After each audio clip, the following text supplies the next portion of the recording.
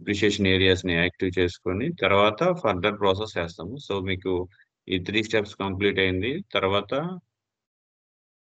Straight line depreciation అంటే ఏంటి, return down depreciation అంటే ఏంటి చెప్పాను. తర్వాత డిప్రిషియేషన్ కీ అంటే ఏంటంటే మనం ఈ డిప్రిషియేషన్ కీ అనేది ఒకదాన్ని క్రియేట్ చేసుకోవాలి. ఆ డిప్రిషియేషన్ కీని బేస్ చేసుకొని ఆ డిప్రిషియేషన్ కీలో మనం ఏమేమి ఫిక్స్ చేస్తామంటే ఫస్ట్ ఒక డిప్రిషియేషన్ కీని క్రియేట్ చేసి దాన్ని అసెట్ క్లాస్‌కి అసైన్ చేస్తాం. అంటే మనకి యాస్ పర్ బిజినెస్ ప్రకారం n number of different types of assets ఉంటాయి. ల్యాండ్స్ అనేది ఒక asset. So under land class కింద కంపెనీ బిజినెస్ పాయింట్ ఆఫ్ వ్యూలో చాలా రకాల ఎన్ నంబర్ ఆఫ్ ల్యాండ్స్ ఉంటాయి. సో ఈ అసెట్స్ అన్నిటిని కూడా అండర్ ల్యాండ్ కింద ట్రీట్ చేస్తారు. అలాగే డిఫరెంట్ టైప్స్ ఆఫ్ ఉంటాయి. సో ఈ పర్టిక్యులర్ అసెట్‌కి లైఫ్ టైమ్ 10 ఇయర్సా? దానికి స్ట్రెయిట్ లైన్ డిప్రిషియేషన్ యూజ్ చేయాలా? లేకపోతే రిటర్న్ డౌన్ డిప్రిషియేషన్ యూజ్ చేయాలా? దానికి ఏ డిప్రిషియేషన్ కీని యూజ్ చేస్తదా? అంటే ఏ డిప్రిషియేషన్ కీస్‌ని మ్యాప్ చేసుకోవాలి. అంటే డిప్రిషియేషన్ ఏరియాలు.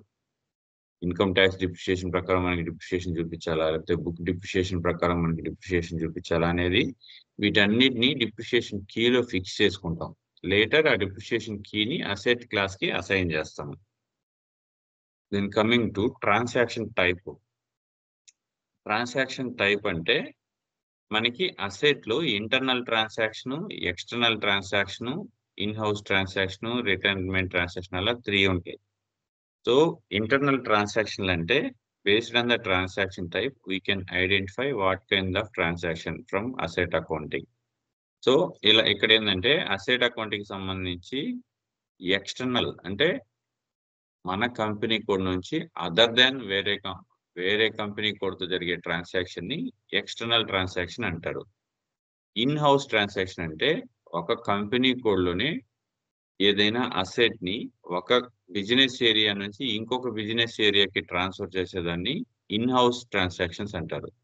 సో 210 అని ఎప్పుడు యూజ్ చేస్తారంటే మన కంపెనీలో ఉన్నటువంటి అసెట్స్ రిటైర్మెంట్ స్టేజ్‌కొచ్చినప్పుడు అంటే రిటైర్మెంట్, స్క్రాప్ అసెట్ యొక్క లైఫ్ పీరియడ్ ఎండ్ అయ్యేటప్పుడు మనము 210ని యూజ్ చేసుకుంటాం. Next coming to posting keys. మనం బేసికల్‌గా నార్మల్‌గా general ledger for example general ledger point of view పోస్టింగ్‌కి డెబిట్ 40, క్రెడిట్ 50 అలా వస్తాయి గదా! సో ఇక్కడేందంటే మనం అసెట్‌ని పర్చేజ్ చేయడమనే గాదు. అసెట్‌కి సంబంధించి ఫర్ ఎగ్జాంపుల్ ఒక వెహికల్ పర్చేజ్ చేసాము. సో దానికి ట్రాన్సాక్షన్ ఏంది? Vehicle account debit and some XYZ vendor credit. ఆ! సో ఇక్కడేమవుతుంది అంటే ఈ అసెట్ లిమిటెడ్‌లో ఎక్కడైనా గూడా అసెట్ డెబిట్ వచ్చినప్పుడు డెబిట్‌కి 70 వస్తది. అసెట్ క్రెడిట్ వచ్చినప్పుడు క్రెడిట్‌కి 75 వస్తది. ఇవి పోస్టింగ్ కీస్ స్టాండర్డ్‌గా. అసెట్ క్రెడిట్ ఎప్పుడు వస్తదని అంటారు. అసెట్ క్రెడిట్ బేసికల్‌గా ఒక కంపెనీ కోడ్‌లో ఇంటర్నల్ బ్రాంచ్‌కి ట్రాన్స్‌ఫర్ అయ్యేటప్పుడు గూడా అంటే present for example ABC company అనుకోండి. ఏబీసీ కంపెనీకి పర్చేజ్ చేసినప్పుడు అసెట్ డెబిట్ అవుతది. అసెట్ డెబిట్ వెండారు క్రెడిట్ అవుతది. సో ఇదే అసెట్‌ని మనము లేటర్ అదర్ కంపెనీ కోడ్‌కి అంటే ఎక్స్‌టర్నల్ ట్రాన్సాక్షన్ గాని, ఇన్ హౌస్ ట్రాన్సాక్షన్ కానీ చేసేటప్పుడు ఈ అసెట్ వేరే కంపెనీకెళ్ళిపోతుంది. సో మన ఏబీసీ కంపెనీ కోడ్‌లో ఏబీసీ కంపెనీ సారీ ఇంకొక న్యూ కంపెనీ కోడ్‌కి అసెట్‌ని ట్రాన్స్‌ఫర్ చేసామనుకోండి. సో అప్పుడు మనకేమొస్తుంది తెలుసా? జెడ్ అనేది న్యూ కంపెనీ. సో ఎక్స్‌వైజెడ్ కంపెనీకి అసెట్ డెబిట్ అవుతది. అలాగే ఏబీసీ కంపెనీకి అసెట్ క్రెడిట్ అవుద్ది. అంటే ఫర్దర్‌గా మనం డిప్రిషియేషన్, అక్యుములేటెడ్ డిప్రిషియేషన్ ఇవన్నీ కూడా యాడ్ అవుతాయి. మీకు వన్ బై వన్ చెప్తాను. అంటే అసెట్ ఇక్కడ మనకి ఎప్పుడైనా అసెట్ డెబిట్ ఉన్నప్పుడు 70, ఇక్కడ అసెట్ క్రెడిట్ అయినప్పుడు 75. ఇలా పోస్టింగ్ కీస్‌ని మనము స్టాండర్డ్‌గా మన కంపెనీ పాయింట్ ఆఫ్ వ్యూలో అసెట్ ఎప్పుడైనా కానీ డెబిట్ అయినప్పుడల్లా 70, అసెట్ క్రెడిట్ అయినప్పుడు 75. ఈ స్టాండర్డ్ గా పోస్టింగ్ కీస్ ని గుర్తుపెట్టుకోండి. తర్వాత డాక్యుమెంట్ టైప్స్ అంటారు. డాక్యుమెంట్ టైప్స్ అంటే మనకి తెలిసిందే బేసికల్ గా జిఎల్ కి AP sorry SA document, customer కి డిఆర్ డిజెడ్, వెండర్ కి కేఆర్ కేజెడ్ ఇలా వస్తాయి కదా. At the same time asset accounting కి అసెట్ పర్చేజ్ కి ఏఏ, అంటే అసెట్ పర్చేజ్ కి ఏఏ, తర్వాత అసెట్ డిప్రిషియేషన్ కి ఏఎఫ్, దెన్ అసెట్ సేల్ కి నార్మల్ గా డీజెడ్డే వాడతాం. మోస్ట్లీ అసెట్ సేల్ అన్ని కస్టమర్ తోనే చేస్తాం. అంటే ఇంటర్ కంపెనీ వేరే బిజినెస్ చేసినా కస్టమర్ యాడ్ అవుతారు. అంటే వేరే కంపెనీ కోడ్ ని కస్టమర్ గా ట్రీట్ చేసుకుంటాం. లేదా ఎక్స్టర్నల్ గా వేరే కంపెనీ కోడ్ కి ట్రాన్స్ఫర్ చేసినా కానీ ఆ కంపెనీ కూడా వెండర్ కస్టమర్ అవుతారు మనకి. సో మోస్ట్లీ అసెట్ సేల్ అన్ని కూడా విత్ కస్టమర్ తోనే ఉంటాయి. వితౌట్ కస్టమర్ అంటే అసెట్ సేల్ ఏమవుతాయి, స్క్రాప్ కింద వస్తుంది. సో అవన్నీ కూడా మనం ఫర్దర్ ఎంట్రీస్ అన్ని వస్తాయి, 1 by 1 డిస్కస్ చేద్దాము. సో మోస్ట్లీ డాక్యుమెంట్ టైప్ లో అసెట్ రిలవెంట్ ట్రాన్సాక్షన్ లో మనకి ఏఏ అంటే అసెట్ పర్చేజ్, ఏఎఫ్ అంటే అసెట్ డిప్రిషియేషన్, డీజెడ్. సో మనం ఇక్కడ ఆల్రెడీ డీజెడ్ డాక్యుమెంట్ కి నెంబర్ రేంజెస్ ఇచ్చేసి ఉంటాం. సో మనకి అవసరం లేదు. అంటే ఐ మీన్ ఆ డీజెడ్ డాక్యుమెంట్ ని యాక్టివ్ చేసుకుని నెంబర్ రేంజ్ ఇచ్చేసాం కాబట్టి కస్టమర్ సేల్స్ ఎలా చేస్తాం అలాగే అసెట్ సేల్ చేసినప్పుడు ఆ సీరియల్ నెంబరే యాడ్ అవుతుంది. సో ఏ డాక్యుమెంట్ ని యాడ్ చేసుకుని ఏ డాక్యుమెంట్ కి ఫైనాన్షియల్ ఇయర్ కి నెంబర్ రేంజ్ ఇవ్వాలి, ఏఎఫ్ డాక్యుమెంట్ కి కూడా ఫైనాన్షియల్ ఇయర్ కి నెంబర్ రేంజ్ ఇవ్వాలి. ఇవి basic things. Next coming to మనకి బిజినెస్ పాయింట్ ఆఫ్ వ్యూలో ఎనీ బిజినెస్ లో చాలా రకాల అసెట్స్ ఉంటాయి. అవి ఈవెన్ ఫిక్స్డ్ అసెట్స్ కావచ్చు, కరెంట్ అసెట్స్ కావచ్చు.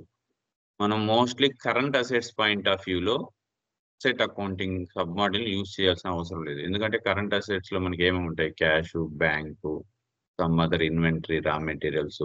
సో ఇవన్నీ కూడా కరెంట్ అసెట్స్. వీటికి మనం డైరెక్ట్ గా జిఎల్స్ ని పర్టికులర్ జిఎల్ కి ఆ జిఎల్ నేచర్ బేస్ చేసుకుని ఫ్యూల్ స్టేటస్ గ్రూప్ సెలెక్ట్ చేసుకుని వాటిని మానిటరింగ్ చేసుకుంటాం. But asset fixed asset mostly ఏమన్నా 10% ఆఫ్ కరెంట్ అసెట్స్ మనం ఫిక్స్డ్ ఈ అసెట్ అకౌంటింగ్ లో కూడా యూజ్ చేస్తారు. బట్ కొన్ని సినారియోలోని మోస్ట్లీ 90% ఆఫ్ ఫిక్స్డ్ అసెట్స్ సంబంధించిన ఏ ట్రాన్సాక్షన్స్ అయినా కానీ అసెట్ అకౌంటింగ్ లోనే యూజ్ చేస్తాం, అసెట్ అకౌంటింగ్ సబ్ మాడ్యూల్లో. సో నేను ఇక్కడ ఫర్ ఎగ్జాంపుల్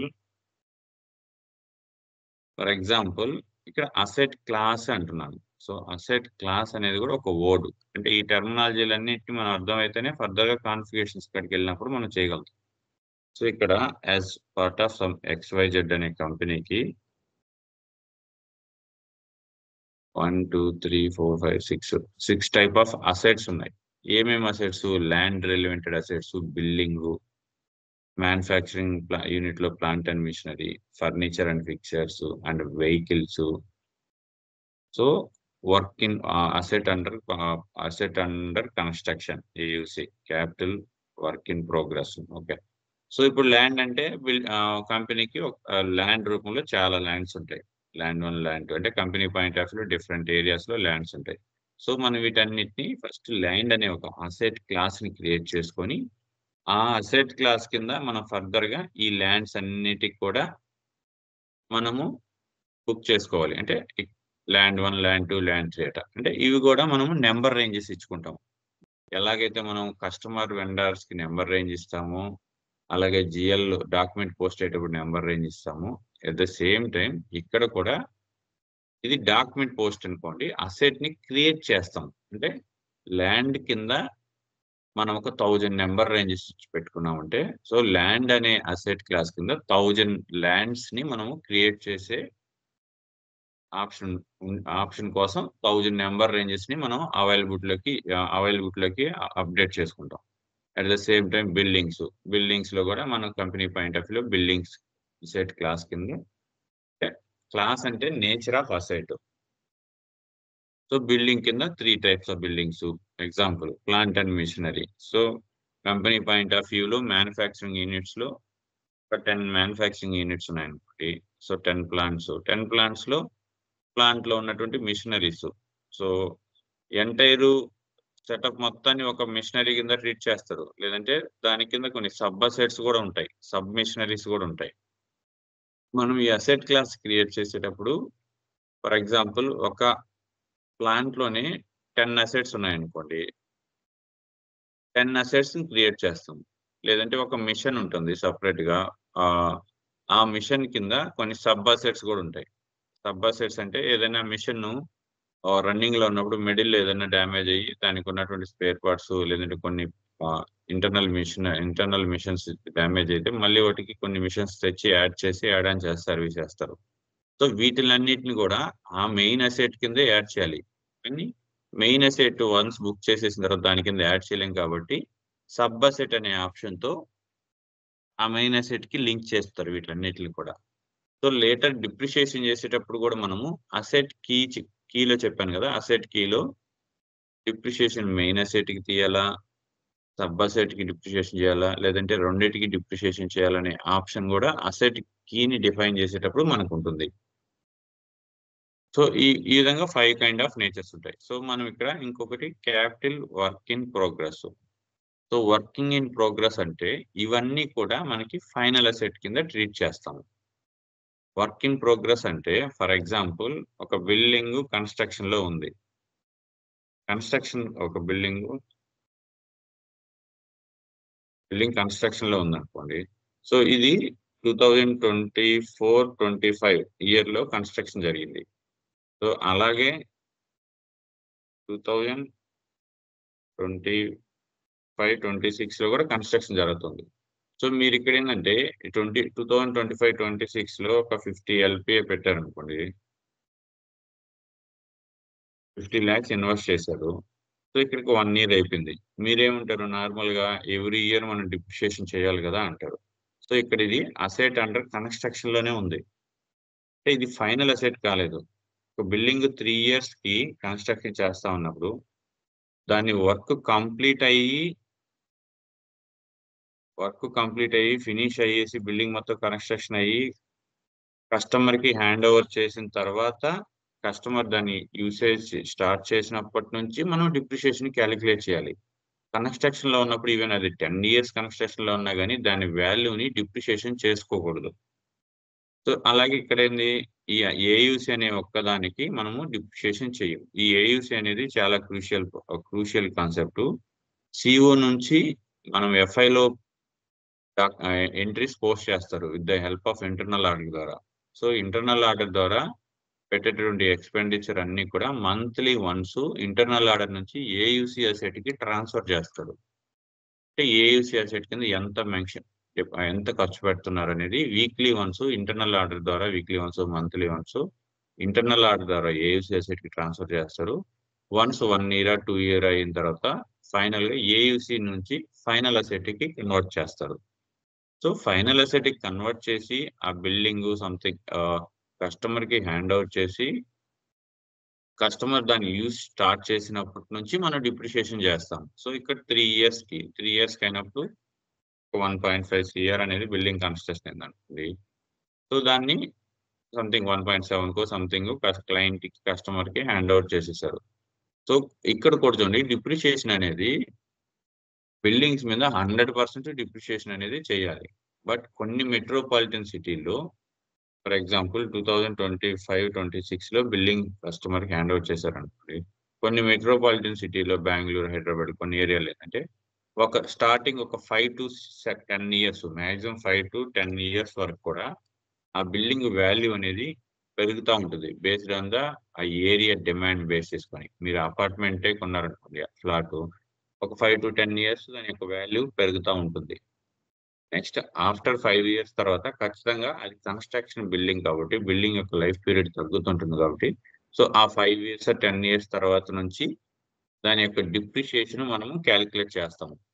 ఆ డిప్రిషియేషన్ 50 ఇయర్స్ అని పెట్టుకున్నామనుకోండి. ఆ బిల్డింగ్ లైఫ్ టైమ్ 50 ఇయర్స్ అంటే, మనం కొన్న వాల్యూ మీద 50 ఇయర్స్‌కి కాలిక్యులేట్ చేసుకుంటుంటే ఎట్ ద ఎండ్ ఆఫ్ వచ్చేసరికి ఆ బిల్డింగ్ లైఫ్ టైమ్ అయిన తర్వాత దాన్ని స్క్రాప్ కింద దాన్ని ఐ మీన్ డెస్ట్రాయ్ చేసేస్తారు. సో, ల్యాండ్ అనేది ఉంటుంది అది తర్వాత సినారియో. సో, సో, అంటే ఏయూసీ అసెట్ నుంచి ఫైనల్ అసెట్ అయిన తర్వాత దానికి డిప్రిషియేషన్ చేస్తారు.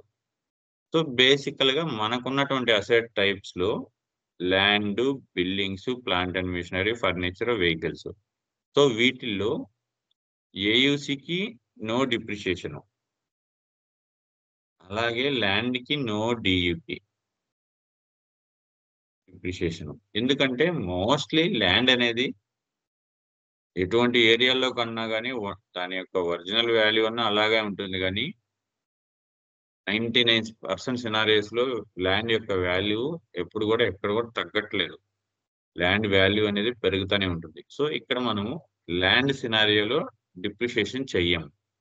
అలాగే ఏయూసీలో డిప్రిషియేషన్ చేయం. ఇది ఫైనల్ అసెట్ అయిన తర్వాత డిప్రిషియేషన్ జేస్తాము. బిల్డింగ్స్ అర్థం యెస్ సార్. ఇంకొకటి మనకి ల్యాండ్‌కి స్పెసిఫిక్‌గా చెప్పాలన్నా వేర్ అండ్ టేర్ అనేది ఉండదు అని సింపుల్‌గా చెప్పొచ్చు కదా సార్. హ్మ్. హ్మ్. హ్మ్. హ్మ్. హ్మ్. హ్మ్. సో, ఇంక building, plant and machinery, furniture, fixture వీటికి మనం డిప్రిషియేషన్ కామన్‌గా డిప్రిషియేషన్ అనేది చేస్తాం.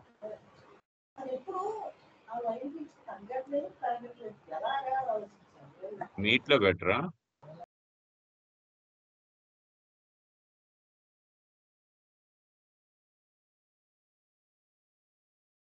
సో, ఈ విధంగా అసెట్ క్లాస్ అంటారు దీన్ని. నెక్స్టు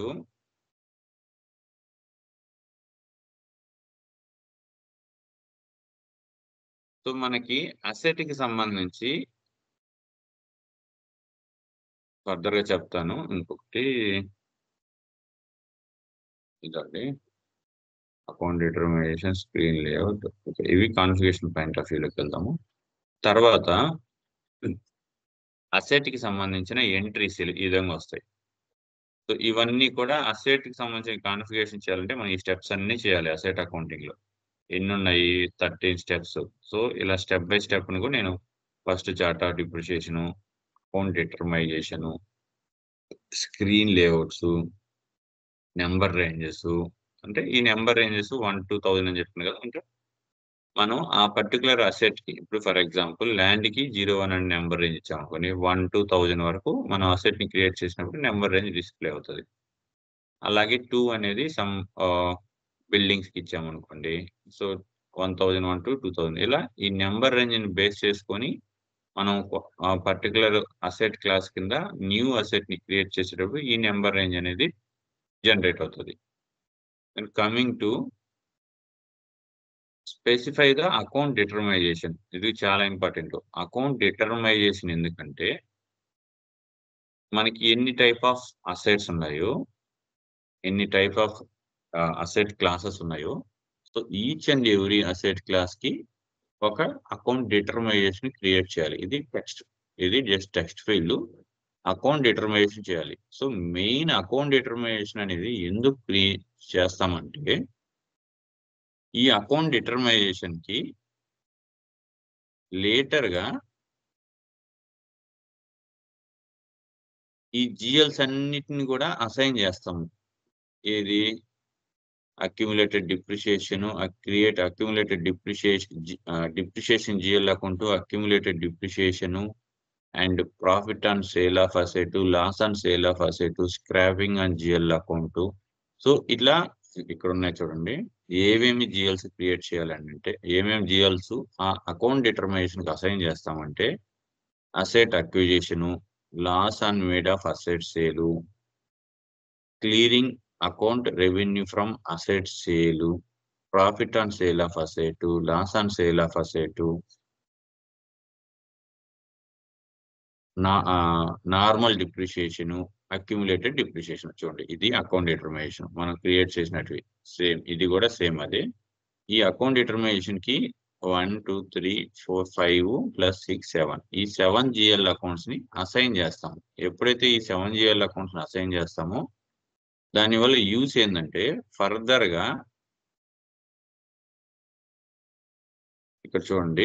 ఇది నార్మల్‌గా అసెట్ అక్విజిషన్. అంటే అసెట్ పర్చేజ్‌ని మనం ఎస్ఏపీ టెర్మినాలజీలో అసెట్ అక్విజిషన్ అంటారు. సో, అసెట్‌ని 10,000కి పర్చేజ్ చేస్తాం.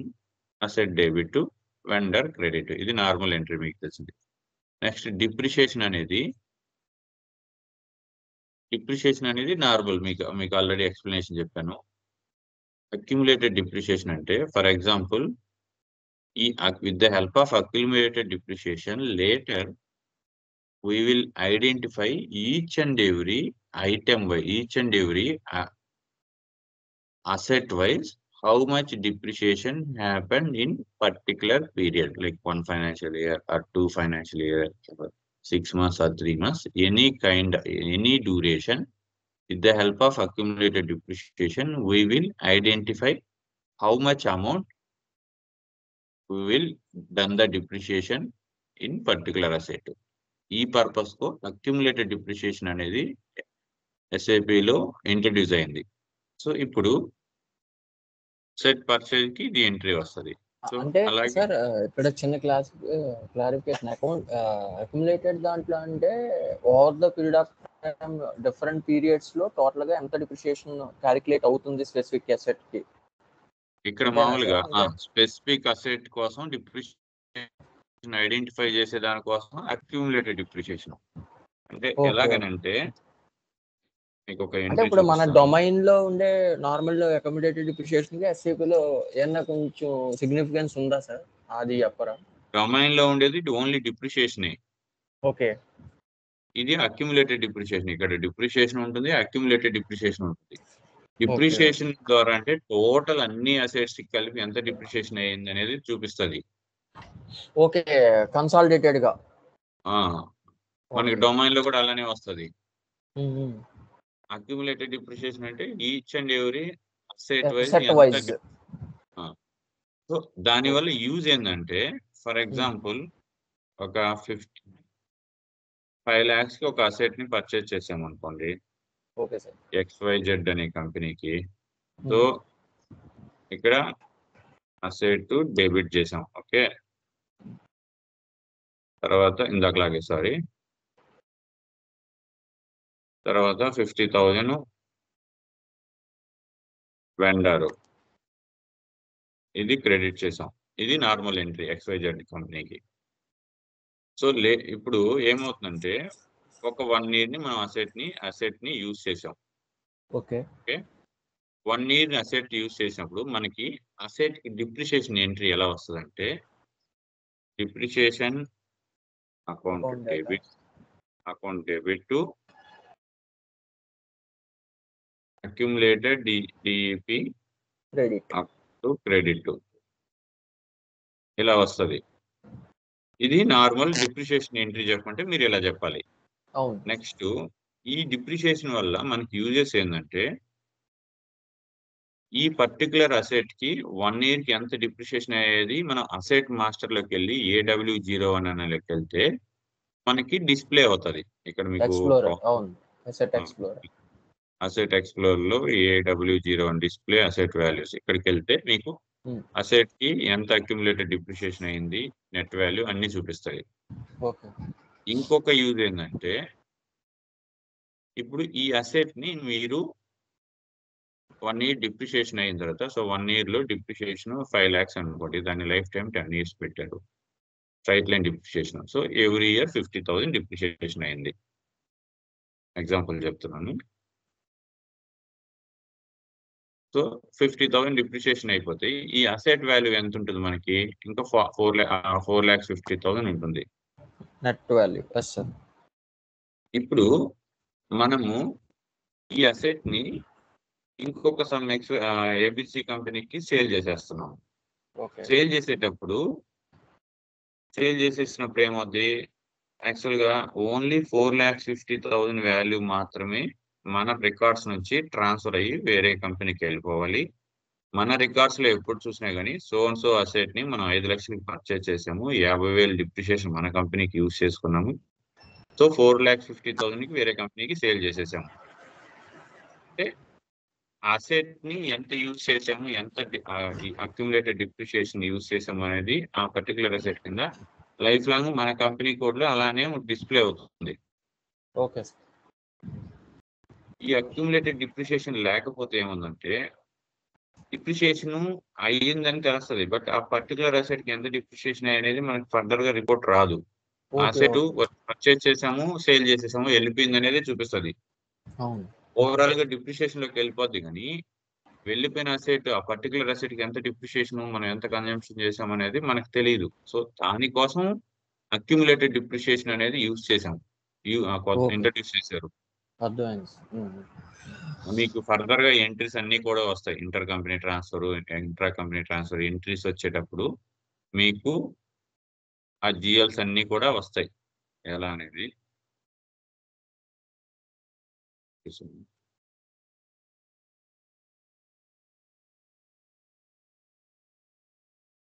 ఇవన్నీ ఎంట్రీస్ చెప్తాను కదా. ఇంటర్ కంపెనీ ట్రాన్స్ఫర్స్ ఎలా అనేది ఫర్దర్ గా చెప్తాను.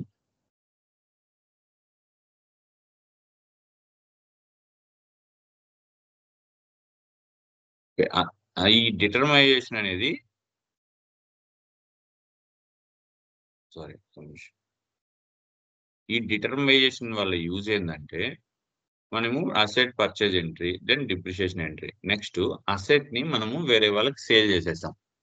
సేల్ చేసినప్పుడు నార్మల్ గా మనం అసెట్ ని సేల్ చేసినప్పుడు 2 ఎంట్రీస్ ని అప్డేట్ చేస్తాం. ఏమేమి చేస్తాం? Customer account data to sales account.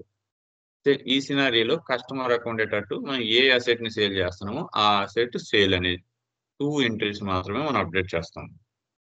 So ఇక్కడ ఈ కస్టమర్ అనే ఎంట్రీని సెలెక్ట్ చేస్తాం. కస్టమర్ డెబిట్ చేస్తాము. అసెట్ సేల్ దీన్ని క్రెడిట్ చేస్తాం. సో 8,000 మైనస్ 8,000 ఈ 2 ఎంట్రీస్ ని మాత్రమే మనం ఎంట్రీ చేసేటప్పుడు పోస్ట్ చేస్తాం.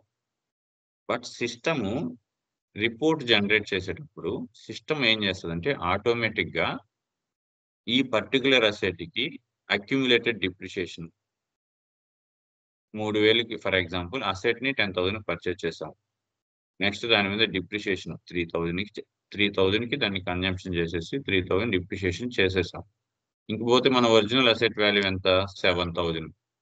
సో బట్ కానీ ఇక్కడ 8,000కి సేల్ చేశాడు. సో మనకి ఈ సినారీలో ఎంత? 1,000 ప్రాఫిట్ వస్తుంది. అంతే కదా? అవును సార్. అంటే మీరు ఎలా చేస్తారు? 10,000 కొన్నాము 8,000కి సేల్ చేసామంటే 2,000 లాస్ వచ్చింది అని అంటారు. సో అట్లా కన్సిడర్ చేయకూడదు. మనం 10,000కి అసెట్ ని పర్చేజ్ చేసాము. ఆల్రెడీ 3,000కి యూజ్ చేసేసాము. డిప్రిషియేషన్ రన్ అయిపోయింది. సో పోతే మన అసెట్ ఒరిజినల్ వాల్యూ 7,000. బట్ మనం సేల్ చేసేటప్పుడు 8,000కి సేల్ చేసాం. So 8,000 minus 7,000 equal to 1,000. మనకి 1,000 ప్రాఫిట్ వచ్చింది. అట్లా ఆ సినారీలో మీరు థింక్ చేయాలి. ఫర్ ఎగ్జాంపుల్ 7,000 అసెట్ వాల్యూ ఉంది. మనం 6,000కే సేల్ చేసాం. ఇప్పుడు ఏమవుద్ది? 1,000 లాస్ వస్తుంది. సో ఈ విధంగా ఇక్కడ ప్రాఫిట్ ఆర్ లాస్ అనే సినారీకి ఇక్కడ చూడండి profit on sale of asset 1,000. So ఇక్కడ ఈ ఎంట్రీలో మనము customer account debit asset sale entry asset sale plan to credit ఈ 2 ఎంట్రీస్ మాత్రమే అప్డేట్ చేస్తాం. సిస్టమ్ ఆటోమేటిక్ గా ప్రాఫిట్ ఆన్ సేల్ 1,000 ప్రాఫిట్ ఉంది కాబట్టి profit on sale of GL account system generate చేసేస్తుంది. సో కాంట్రా ఎంట్రీలు 2 ఉంటాయి. అవి కూడా సిస్టమ్ ఆటోమేటిక్ గా ఫిల్ చేసుకుంటుంది. అసెట్ సేల్ కాంట్రా ఎంట్రీ అంటే అసెట్ ని మనము ఎంతకు సేల్ చేసాము అనేది డెబిట్ సైడ్ వస్తుంది. సేమ్ అసెట్ ని ఎంతకు పర్చేజ్ చేసాము అనేది క్రెడిట్ సైడ్ కాంట్రా వస్తుంది. అంటే ఇక్కడ అసెట్ సేల్ కాంట్రా ఒక ఎంట్రీ, అసెట్ పర్చేజ్ కాంట్రా 2 ఎంట్రీలు, అక్యుములేటెడ్ డిప్రిషియేషన్ 3 ఎంట్రీలు, ప్రాఫిట్ వస్తే profit on sale of asset అనేది క్రెడిట్ సైడ్ వస్తుంది 1,000. అదే 1,000 లాస్ వచ్చుంటే loss on sale of asset అనేది డెబిట్ సైడ్ వస్తుంది. సో ఇలా 4 ఎంట్రీస్ ఆటోమేటిక్ గా జనరేట్ అయిపోతాయి. మనం అసెట్ ని సేల్ చేసి ఎంట్రీ సేవ్ చేసి రిపోర్ట్ లోకి వెళ్ళి చూస్తే మనం ఎంట్రీ చేసింది 2 ఫీల్డ్స్ 2 లైన్ ఐటమ్స్ ఆటోమేటిక్ ఇంకా ఎక్స్ట్రా 4 లైన్ ఐటమ్స్ జనరేట్ అవుతాయి. అంటే టోటల్ 6 లైన్ ఐటమ్స్ జనరేట్ అవుతాయి. ఇది ఎలా జనరేట్ అవుతాయంటే మెయిన్ ఇంటర్లింక్ వచ్చి ఇక్కడ మనము అకౌంట్ డిటర్మైజేషన్ లో ఈ specify accounts for automatic posting account determination అంటే AO90 ఇక్కడ అకౌంట్ డిటర్మైజేషన్ అనేది టెక్స్ట్ ఫీల్డ్ ఓన్లీ. ఈ టెక్స్ట్ ఫీల్డ్ కి లేటర్ గా ప్రతి ఒక్క అసెట్ క్లాస్ కి ఈ asset purchase asset sale loss on made of asset retirement ఈ profit on sale of asset loss on sale depreciation ఈ జిఎల్స్ అన్నిటిని కూడా వీటికి సిస్టమ్ లో అసైన్ చేస్తాం. సో అందువల్ల మెయిన్ లింక్ ఏంటంటే వీటిని ఇక్కడ అసైన్ చేసినందువల్ల సిస్టము డాక్యుమెంట్ పోస్ట్ చేసినప్పుడు రిలవెంట్ జిఎల్ అకౌంట్స్ ని ఆటోమేటిక్ గా రిఫ్లెక్ట్ అయ్యి రిపోర్ట్ జనరేట్ చేస్తుంది. నెక్స్ట్ అర్థమైంది కదా? అర్థమైంది సార్. అంటే ఆ నెక్స్ట్ స్పెసిఫిక్ 7 GLs కి మెయిన్ అసెట్ కి రెస్పెక్టివ్ అసెట్ కి మ్యాప్ చేస్తామా సార్? 7 GLs ని రెస్పెక్టివ్ అసెట్ క్లాస్ కి అసెట్ క్లాస్ కి ఓకే ఓకే. అసెట్ క్లాస్ కి మ్యాప్ చేస్తే అసెట్ క్లాస్ కింద మనం ఎన్ని అసెట్స్ చేసినా వాటన్నిటికీ ఇవి లింక్ అయిపోతాయి. షూర్ షూర్ అర్థమైంది సార్. తర్వాత screen layout rules. So screen layout rules అంటే మనము ఫర్దర్ గా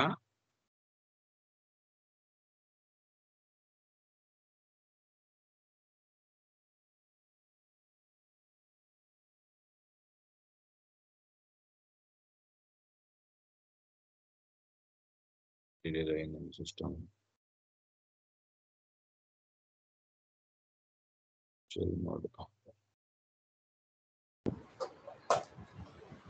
అది అక్కడ ఓపెన్ చేయండి సార్. ఇక్కడ మన పేజ్ లేఅవుట్ లాగా ఉంది కదా సార్ సింబల్ పైన సార్, పైన లెఫ్ట్ అక్కడదే సార్. ఇది దాని మీద ఓపెన్ చేయండి. ఇప్పుడు ఓపెన్ చేయండి సార్ మై కంప్యూటర్. ఇక్కడ లెఫ్ట్ సైడ్ ఇదే లెఫ్ట్ సైడ్ మై కంప్యూటర్ వచ్చింది కదా సార్. అక్కడ మీది సేమ్ ఇది వరకు మనం ఓపెన్ చేసేది కనిపిస్తుంది చూడండి సార్. రాలేదా? వచ్చింది సార్, వచ్చింది చూడండి. రెజ్యూమ్ కొట్టేసాను డైరెక్ట్. నాకు మొన్న ఇది వస్తే అలా చేయమని రాలేదా? ఆ రెజ్యూమ్ దగ్గర లేకపోతే ఆఫ్ చేసి మళ్ళీ ఆన్ చేయండి సార్. లాగ్ ఆఫ్ చేసి లాగ్ ఆన్ చేయండి రెజ్యూమ్ దగ్గర. ఇప్పుడు సస్పెండ్ చేసేవాడిని, ఒక్కొక్కసారి అట్ అయింది. సస్పెండ్ గెస్ట్ అని కొడతాం.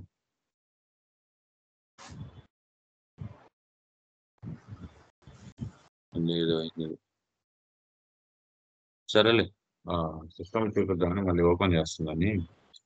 సో ఇక్కడ స్క్రీన్ లేఅవుట్ రూల్స్ అంటే మనము ఫీల్డ్ స్టేటస్ గ్రూప్స్ చేస్తాం కదా, G001 G002 అని. ఒక జిఎల్ ని క్రియేట్ చేసేటప్పుడు టైప్ అండ్ కంట్రోల్ ట్యాబ్ లో కాదు, type and description, control data పక్కన ఇంకొకటి ఉంటుంది కదా, బ్యాంక్ ఇంట్రెస్ట్ అనేది.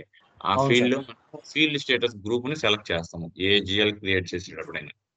సో అక్కడ ఫీల్డ్ స్టేటస్ గ్రూప్ వల్ల మనకి యూజ్ ఏంది, OBC4 లోకి వెళ్ళి ఆ 0001, 0002, 345 అనే ఫీల్డ్ స్టేటస్ గ్రూపులకి మనము ఆప్షనల్, రిక్వైర్మెంట్, మ్యాండేటరీ అనే ఫీల్డ్స్ ఉంటాయి కదా, అక్కడ ఫిక్స్ చేస్తాం కదా. అవును సార్. అక్కడ ఫిక్స్ చేసే దాన్ని బట్టి మనం జిఎల్ క్రియేట్ చేసిన తర్వాత ఆ జిఎల్ ని మనం లైన్ ఐటమ్ లో పోస్ట్ చేసేటప్పుడు అక్కడ రిక్వైర్మెంట్ అనే ఆప్షన్ బేస్ చేసుకున్నందువల్ల మనము ఆ పర్టికులర్ ఫీల్డ్స్ మ్యాండేటరీగా అప్డేట్ చేస్తేనే డాక్యుమెంట్ పోస్ట్ అవుతుంది. ఫర్ ఎగ్జాంపుల్ బ్యాంక్ జిఎల్ అనుకోండి, మనం డేట్ అనేది అక్కడ మ్యాండేటరీ పెట్టుంటాం. సో బ్యాంక్ జిఎల్ రాగానే మనం డాక్యుమెంట్ పోస్ట్ చేసేటప్పుడు డేట్ మ్యాండేటరీగా అడుగుతుంది సిస్టమ్. సో దాన్ని అక్కడ ఫీల్డ్ స్టేటస్ గ్రూప్ లో ఏ ఫీల్డ్ మ్యాండేటరీ, ఏ ఫీల్డ్ ఆప్షనల్, ఏ ఫీల్డ్ రిక్వైర్మెంట్ అనే దాన్ని మనం అక్కడ ఫిక్స్ చేస్తాము. అట్ ద సేమ్ టైం ఇక్కడ కూడా స్క్రీన్ లేఅవుట్ రూల్స్ అంటే అసెట్ క్లాస్ లో ఇవన్నీ కూడా ల్యాండ్, బిల్డింగ్, ఫర్నిచర్ ఇవన్నీ అసెట్ క్లాస్ అనుకోండి.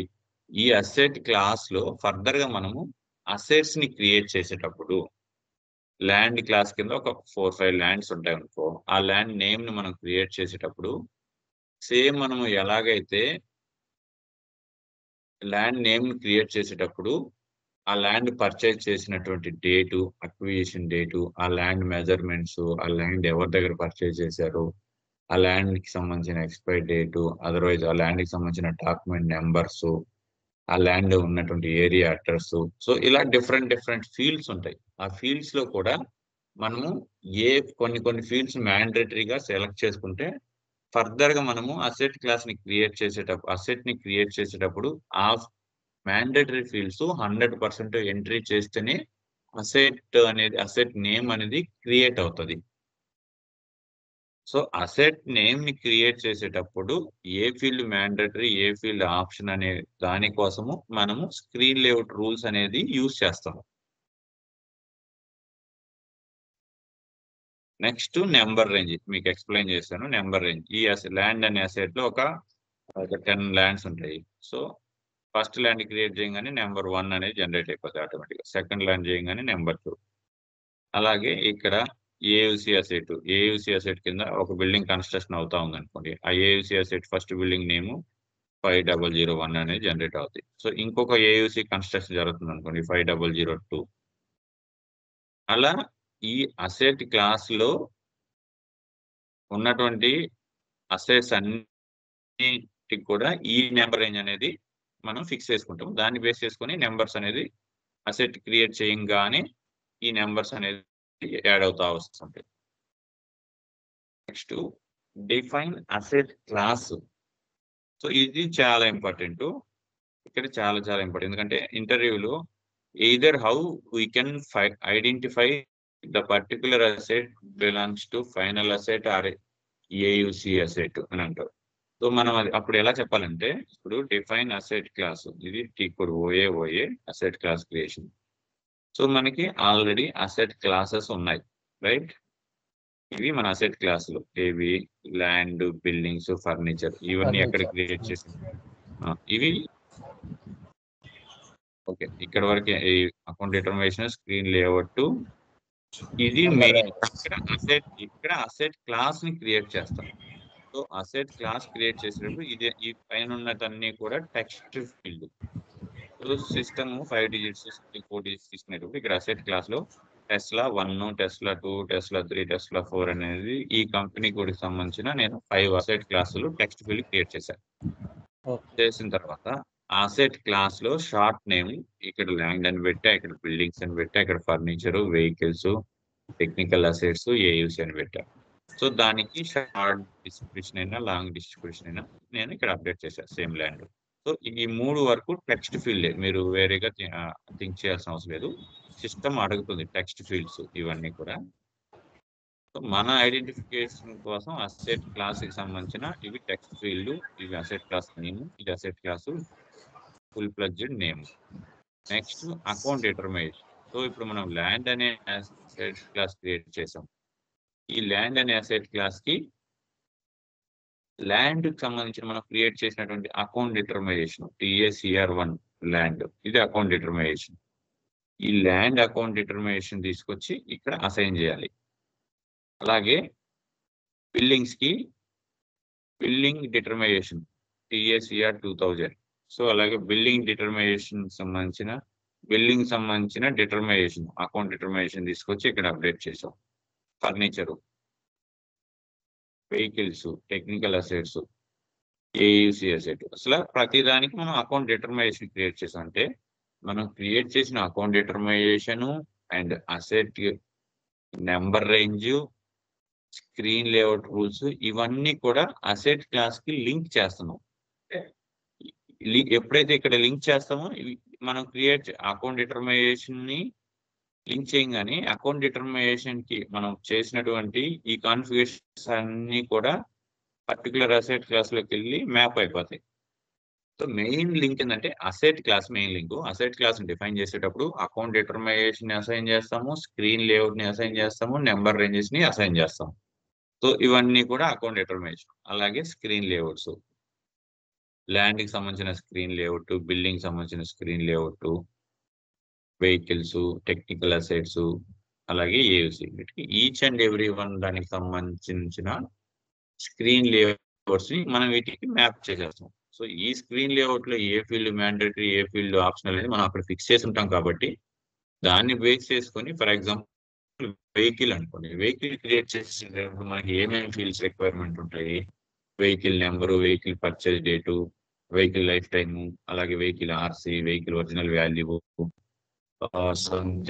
వెహికల్ కలర్, వెహికల్ ఎన్ని సీటర్ వెహికల్, అది కమర్షియల్ వెహికల్ లేదంటే సమ్ అదర్, ఇట్లా కొన్ని రిక్వైర్డ్ ఫీల్డ్స్ అన్నిటిని కూడా మనం అవసరమైతే డెవలప్ చేసుకుంటాం. లేకపోతే ఉన్న వాటిని, అన్ని ఫీల్డ్స్ ఉంటాయి మ్యాక్సిమం, ఉన్న వాటిల్లో మనకి ఏది మ్యాండేటరీ దాన్ని మ్యాండేటరీ చేసుకుంటాం. సో దీనివల్ల ఏంటంటే లేటర్ మనం అసెట్ క్లాస్ లోకి వెళ్ళి వెహికల్ అసెట్ క్లాస్ లోకి వెళ్ళి, సో వెహికల్ అసెట్ క్లాస్ లో కంటే మనం AS01 లోకి వెళ్ళి అసెట్ క్లాస్ ని సెలెక్ట్ చేసుకొని దాని కింద ఈ అసెట్ ని క్రియేట్ చేసేటప్పుడు మనం సెలెక్ట్ చేసుకునే అసెట్ క్లాస్ బేస్ చేసుకుని ఈ ఫీల్డ్స్ అన్ని మ్యాండేటరీగా అడుగుతుంది. సో అందుకోసం screen layout rules important. So number ranges 1 for land, 2 for buildings, ఇలా నెంబర్ రేంజెస్ ఫిక్స్ చేసుకుంటాం. Next status of AUC. నేను చెప్పాను కదా మీకు, అది ఫైనల్ అసెటా, అసెట్ అండర్ కన్స్ట్రక్షన్ అని మీరు ఎలా అసెట్ ని డిఫైన్ చేస్తారు, సిస్టమ్ కి ఎలా డిఫైన్ Asset class. చేస్తారంటే ఈ అసెట్ క్లాస్ లో స్టేటస్ ఆఫ్ ఏయుసి అనే చెక్ బాక్స్ ఉంటుంది. సో ఆ చెక్ బాక్స్ లో if the asset belongs to AUC, asset under construction asset, then we can activate line item. Okay, Okay. Line item మనం దీన్ని active చేయాలి. లేకపోతే no AUC అనేది select చేస్తే, నో ఏయుసి అనేది ఉంటే ఇవన్నీ కూడా అసెట్ అండర్ కన్స్ట్రక్షన్ అని, ఇవన్నీ కూడా ఫైనల్ అసెట్ కింద ట్రీట్ చేస్తాం నో ఏయుసి అని ఉంటే. సిస్టమ్ లో Okay. ఇలా ఉంటుంది. నో ఏయుసి లేకుండా లైన్ ఐటమ్ అనే దాన్ని సెలెక్ట్ చేస్తే అది అసెట్ అండర్ కన్స్ట్రక్షన్.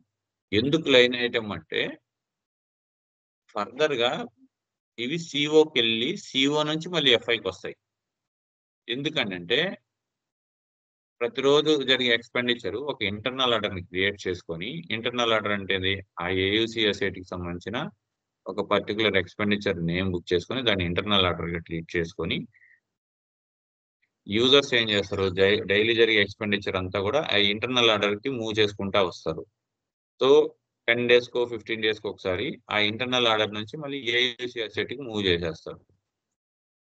అట్లా 1 year 2 years అయిన తర్వాత, అంటే ఏయుసి ఆర్డర్ కి ఎందుకు మూవ్ చేయాలంటే, అట్లీస్ట్ వీక్లీ వన్స్ 2 months ఒకసారి అట్లా ఏయుసి కింద నేను ఆ పర్టికులర్ బిల్డింగ్ ఎంత ఖర్చు పెట్టాను అనేది రిపోర్ట్ అడుగుతా ఉంటుంది మేనేజ్మెంట్. అలా అడిగినప్పుడు ఇంటర్నల్ ఆర్డర్ కింద పెట్టిన ఖర్చునంతా కూడా weekly once 15 days once settle down చేసుకొని మూవ్మెంట్ ఏయుసికి మూవ్ చేస్తారు. దెన్ ఏయుసి నుంచి అసెట్ ఫైనల్ అయిపోయిన తర్వాత ఫైనల్ అసెట్ కి మూవ్ చేస్తారు. దీనికి సపరేట్ ఎంట్రీస్ ఉంటాయి. ఇవి మన సిఓ పాయింట్ కి వెళ్ళినప్పుడు ఇన్ డీటెయిల్ గా అర్థమవుతాయి. సో దానికోసం ఇక్కడ ఏ లైన్ ఐటమ్ అనేది మెన్షన్ చేస్తాం. ఇది చాలా ఇంపార్టెంట్.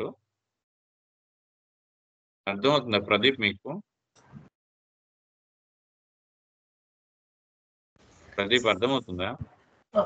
సార్ ఫస్ట్ టైం కదా అదే ఫస్ట్ టైం అంటే కమ్యూనికేషన్ పరంగా నీకు ఇబ్బంది అంటే కమ్యూనికేషన్ కాదు సార్, అదే కాన్సెప్ట్ చూస్తాను. ఉన్న ఫ్యాక్ట్ ఏంటంటే నేను ఇంగ్లీష్ లో అయితే అంత డీటెయిల్ గా చెప్పలేను, అందువల్ల తెలుగులో చెప్పాను.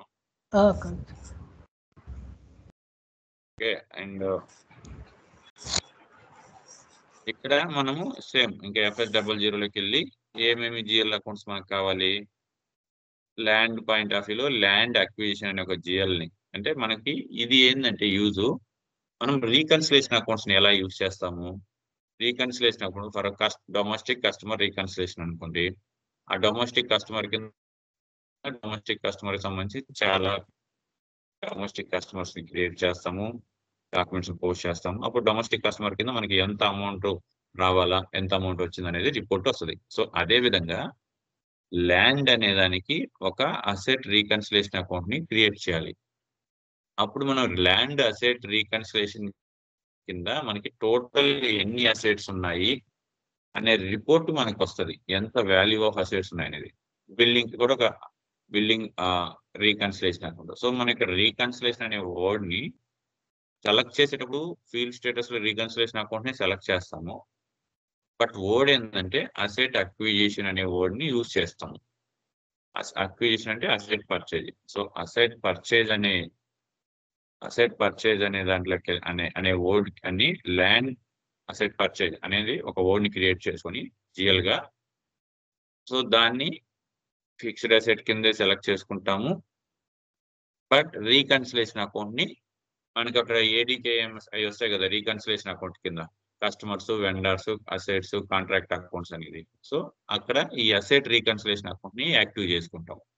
ఇలా 5 బేస్డ్ ఆన్ ద మనకి ఎన్ని నేచర్ ఆఫ్ అసెట్ క్లాసెస్ ఉంటాయో ఒక్కొక్క అసెట్ క్లాస్ కి ఒక్కొక్క రీకన్సిలేషన్ అకౌంట్ ని సెలెక్ట్ చేసుకుంటాం.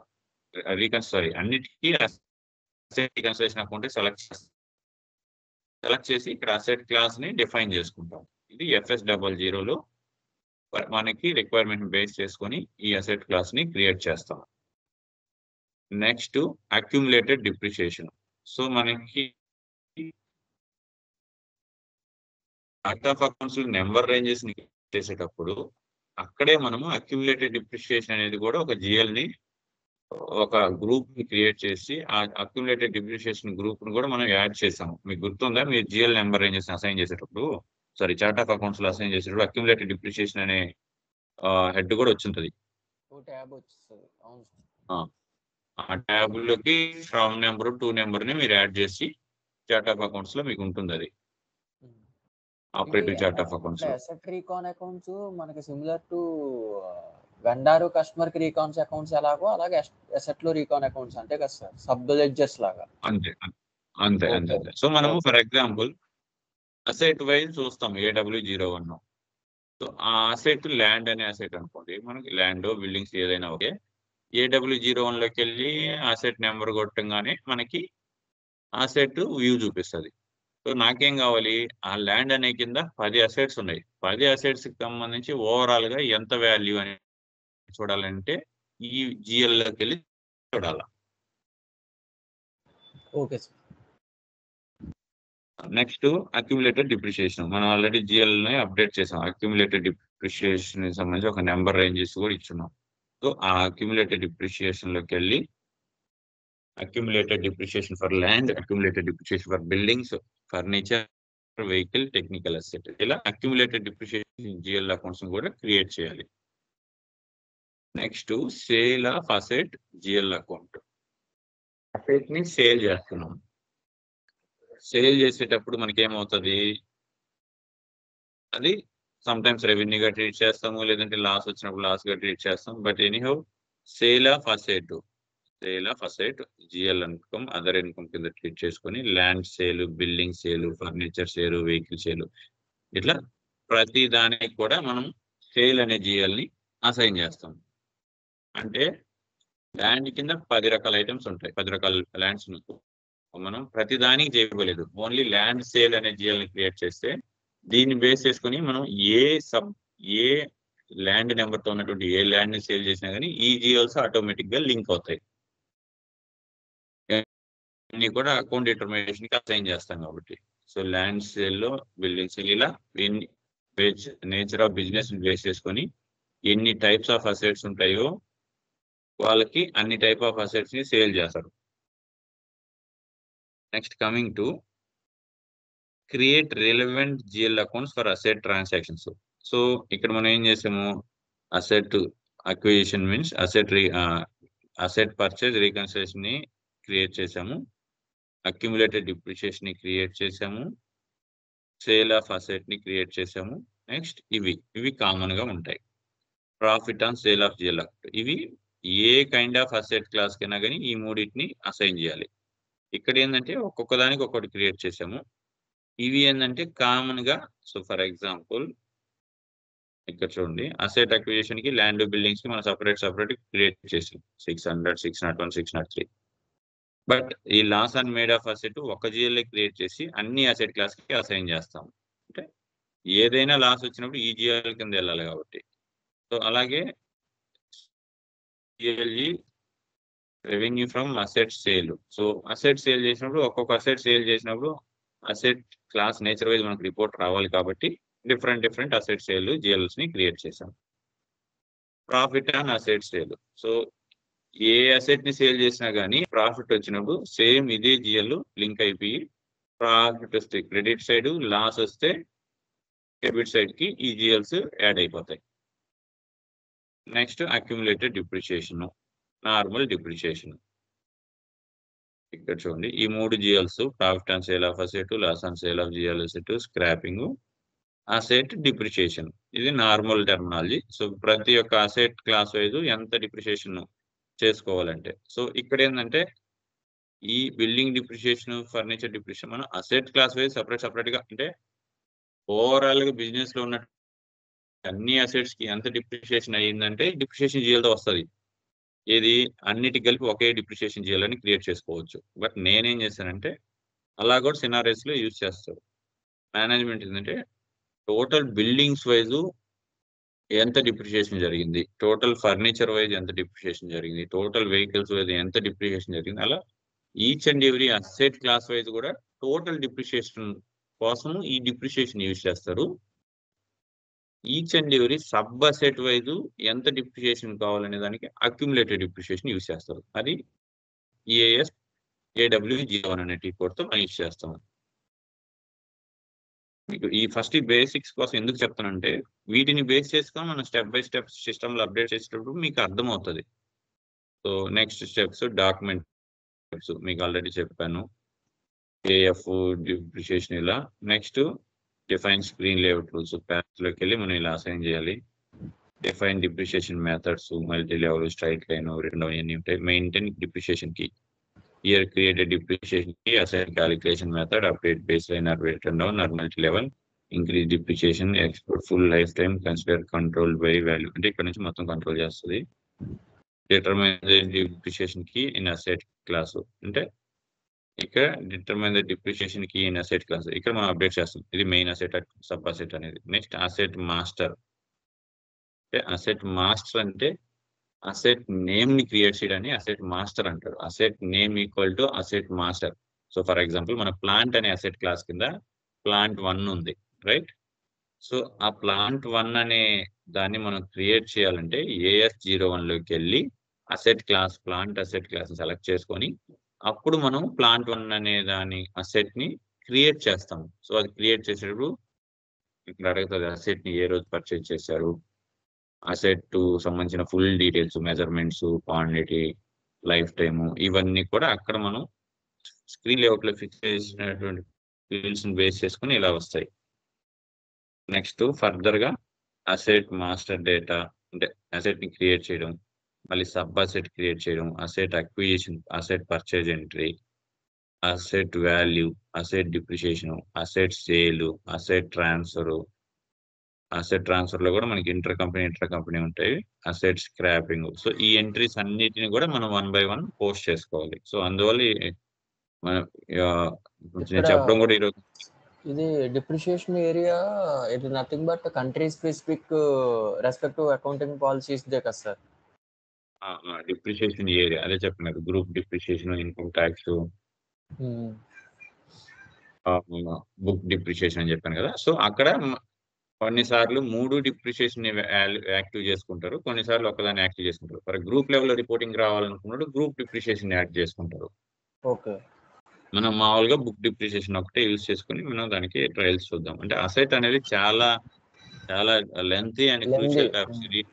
రియల్ టైమ్ లో అసెట్ మీద వర్క్ చేసే వాళ్ళు చాలా తక్కువ మంది ఉంటారు. బట్ మనకి నేను చెప్పే సబ్జెక్ట్ కూడా మీకు ఎంతవరకు చెప్తానంటే మీకు అర్థమయ్యేటట్టు చెప్తాను. బట్ నేను చెప్పే సబ్జెక్ట్ ఏంటంటే అప్ టు 50 to 60% వరకే చెప్తాను. బట్ రియల్ టైమ్ లోకి వెళ్ళిన తర్వాత ఇంకా డిఫికల్ట్ గా ఉంటాయి. ఏంటంటే అసెట్ కి సంబంధించిన చాలా ఉంటాయిలే, అంటే ఆల్మోస్ట్ కవర్ చేస్తున్నాను. రియల్ టైమ్ లో ఎలా ఉంటుందంటే ఇవి కూడా చెప్తాను. అసెట్ ని డేట్ వైజ్ డిప్రిషియేషన్ ఎలా కలెక్ట్ చేయాలి, డిడక్ట్ చేయాలి, మంత్ వైజ్ ఎలా చేయాలి. సో ఫర్ ఎగ్జాంపుల్ కొన్ని చాలా ఉంటాయి. అసెట్ షట్ డౌన్ అంటారు. అంటే ఒక అసెట్ కి లైఫ్ టైం 10 years అనుకోండి, 5 years యూజ్ చేస్తారు. తర్వాత షట్ డౌన్ అంటే వాళ్ళకి బిజినెస్ యూజ్ చేయకో సమ్ అదర్ సినారీస్ లో అసెట్ ఆ ప్లాంట్ ని హోల్డ్ పెట్టేస్తారు. సో హోల్డ్ పెట్టినప్పుడు కూడా డిప్రిషియేషన్ చేసుకుంటే వాళ్ళకి ఏం ఉపయోగం అని చెప్పి అక్కడ డిప్రిషియేషన్ లోకి వెళ్ళి హోల్డ్ చేస్తారు. డిప్రిషియేషన్ రన్ చేయకుండా ఒక 2 years 3 years హోల్డ్ చేస్తారు. దాన్ని అసెట్ షట్ డౌన్ అంటారు. అంటే కొత్త టెర్మినాలజీ ఆడతారు. ఇవన్నీ కూడా మీకు చెప్తేనే అక్కడ ఇంటర్వ్యూలో చెప్పగలుగుతారు.